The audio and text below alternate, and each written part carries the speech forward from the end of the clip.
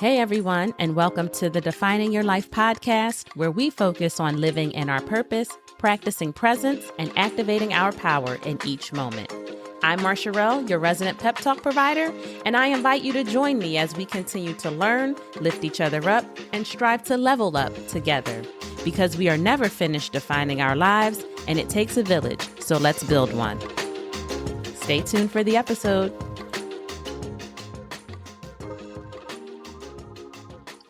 Hey everyone, I hope that all is well and that you were able to have a productive week in whichever way you needed to.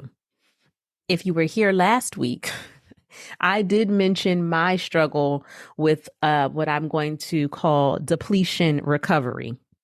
And I'm happy to report that I did feel a bit more balanced this week. I had to really dig back and implement some strategies that I have known to be effective, right?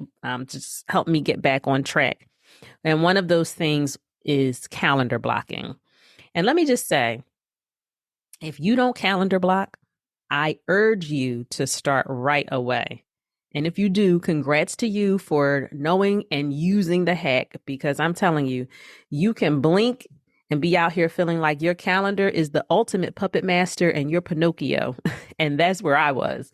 Totally not sustainable behavior.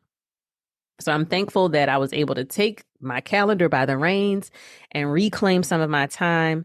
And at least for the moment, I felt like I wasn't constantly chasing after my work. So if you or anyone out there have other tips on how to combat work overload, please share them. I'm open to all suggestions as I continue to navigate what is proving to be a very busy season in my life. I thank you in advance for responding to my request. Now, today, I want to talk a bit about feelings. I know it's everyone's favorite topic, right? But it must be done as often as is necessary in order to get us to a healthy place, improved reactions, and ultimately, just positive forward movement. Are you someone who considers yourself in tune with your feelings? Or maybe you think you are, or you claim to be in touch with them, but it's all really very surface. Or maybe you find yourself asking, what are feelings again? Tell me, somebody. I don't know what a feeling is. I haven't seen or felt one. But feelings are really an intricately woven web of their own world, right? That, like so many other things, we often try to oversimplify. And if you want to make it simple, you could say it all goes back to our ability to be vulnerable. But we all know how complicated that is. And what I've discovered is that it starts with processing. Now, recently I was on Instagram and I came across one of Carmian Hamilton's stories. She's an interior designer and a friend in my head who, of course, shares a lot of content about her work, but she also shares a bit about her personal life. And so she started talking about a resource called the Feelings Journal, created by an author named Amber Ray. I was intrigued at the mention of it because through reflection in my own life and observation of the lives of others, it has really become clear to me that the practice of not processing our feelings is normal, acceptable, and frankly, preferred behavior. Many of us don't want the responsibility of having to handle feelings with care, whether someone else's or our own. And it's so much easier to avoid dissecting and steer clear of inquiring. It's much more comfortable to oversimplify and shy away from the feelings. But where does that leave us? Now, in my personal observations, I have identified two key feelings that seem to bubble up for people that are easy for us to label, but that we use to lump all of our other more nuanced feelings into. And those two are joy, or happiness, and anger. And in my experience, because I can only speak from my experience, it's the anger that's all encompassing and leaves so much to unpack, particularly around how it relates to situations of trauma and deep hurt. We often create an unhealthy cycle with each other, right? Because we may be responding to someone's quote unquote anger without ever contemplating the true feeling that we should be responding to. And responding to the correct feeling is demonstrating empathetic behavior that's in the spirit of helping each other, supporting one another in a healthy way. That is, if by chance we actually have the tools ourselves to do so, and we do it even if it makes us uncomfortable. And at the end of the day, we all get a turn at this, right? You can't be out here choosing not to engage with someone else's feelings. But then when you're feeling some type of way about something, you're out here complaining that you don't feel heard or no one understands you. We all have to treat each other the way we would like to be treated because we will all have our turn. But anyway, these have been some of my base level observations around feelings.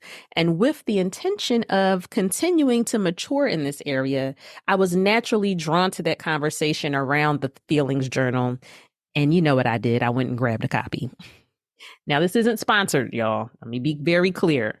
But I wanted to share because I believe that there are a lot of us out here that can benefit from releasing the burden of undiscovered, unprocessed feelings. And what better way to release a burden than to confront the feelings and do the work? Sometimes you can't go around. You can only go through. And feelings is one of those things where you can only go through. So you got to work through the layers to move beyond and gain a greater understanding. So the next time those feelings come up for you, you know what to do. You have a point of reference. And so that's what the feelings journal is really. It's a tool to help you work through. The journal has like an index of core feelings, along with lists of feelings that are related to those core feelings. So it allows you to really drill down and discover, what you're actually feeling in the moment. And there are also prompts to help you work through how to get through the feelings or just get to the feelings you actually want to feel. There's more to it, of course, but I feel like I'm actually not doing a great job of describing it. So I'm just going to encourage you to go check it out on your own. If you search the Feelings Journal or search Amber Ray on IG, you should be able to find it and learn more about it. And if you use the journal, let me know about your experience, and I'll be happy to share mine as well as I begin to utilize this new tool. So I have rambled on a bit here, but y'all know it was for good reason, right? Most of us have a good bit of work that we need to do around feelings, and the proper tools just really make the job easier. So put some tools in your toolbox, but then actually use the tools. I love a good toolbox, and there's lots of tools in there that are untapped. But then you go back to your box and you pull something out and be like, I forgot that was even in here. Put that tool to work. That's what you need to do. Use that tool. Or at a minimum, pass it on to someone who could use it. Anyway, a lot of the work around feelings is beneficial because when you understand what you're feeling, you really have better control of your emotions, and therefore you're able to respond and move in a way that is not solely reactionary or impulsive. And that allows us to make more sound, level-headed decisions. We can think clearly, not be jaded by the emotion in that moment, and that will help us to reach new levels of success in every area of our lives. Now, we often refer to feelings and emotions as the same thing. At least I know I'm guilty of it. And still, I'm sort of, working to make sure that I'm defining them properly, because though they are related, they're not quite the same. According to a Psychology Today article that I came across, quote, emotions originate as sensations in the body. Feelings are influenced by our emotions, but are generated from our mental thoughts, end quote. And why does that matter? Well, according to the article, quote, emotions are the raw data, a reaction to the present reality, whereas feelings can be diluted by stories we've created in our head based on events of the past or fears of the future, not necessarily the truth of the situation, end quote. That makes all the sense in the world to me. Our feelings are dictated by how we perceive things to be. Say someone hurt you. They may say that they didn't mean to offend you, but even if they didn't mean to, if you perceived it as so, that's your reality.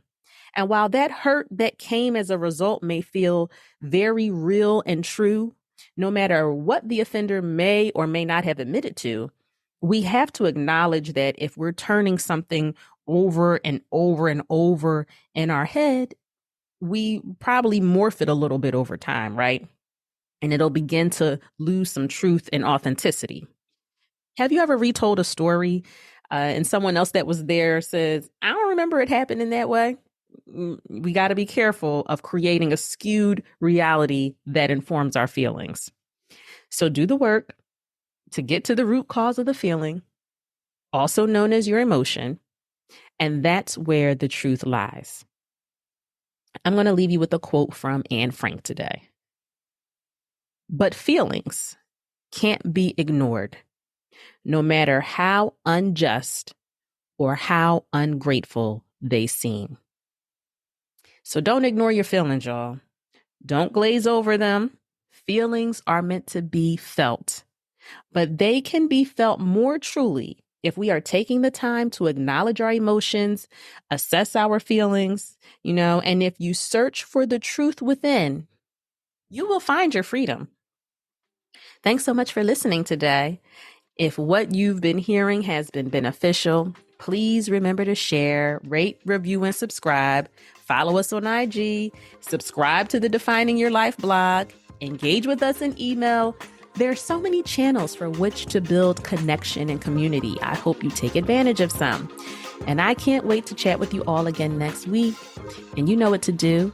Take care until then.